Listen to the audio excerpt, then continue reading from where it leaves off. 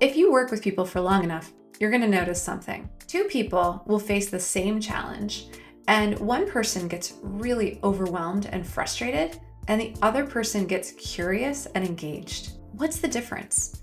Well, actually, it comes down to mindset. Research psychologist Carol Dweck first discovered this in kids. She would observe kids solving a very difficult math problem, and she would notice that some kids got really curious and interested and wanted to work through the problem and even have more challenging problems later, while some kids would get frustrated and give up really quickly. The difference was what she called a mindset. Some kids believed that intelligence was something that they were born with, while other kids believed that it was something that they built over time. If you're trying to develop your team, it's important to understand how mindset affects motivation, growth, and challenge. If you want your team to be able to receive feedback, to set really challenging goals, and be resilient and resourceful, you really want to emphasize a growth mindset. So to get more clear, let's explore what the difference is between a fixed and a growth mindset and how you can actually cultivate a growth mindset on your team. So here are 4 indicators of a fixed mindset on your team. 1, people avoid tough tasks so that they can protect their image.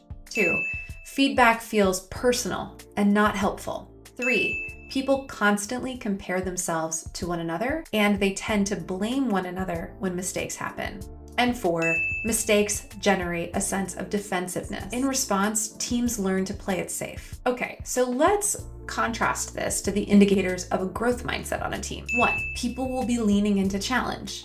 2, feedback is data, but it's not personal. 3, people get curious when a problem arises. 4, people are not only willing to own the project, they're also willing to own and be accountable for their results. Leaders can promote a growth mindset on their team when they promote effort, experimentation, progress, and reflection. In these cases, teams are actually willing to take risks because risks are rewarded. Instilling a growth mindset on your team can happen in these micro moments.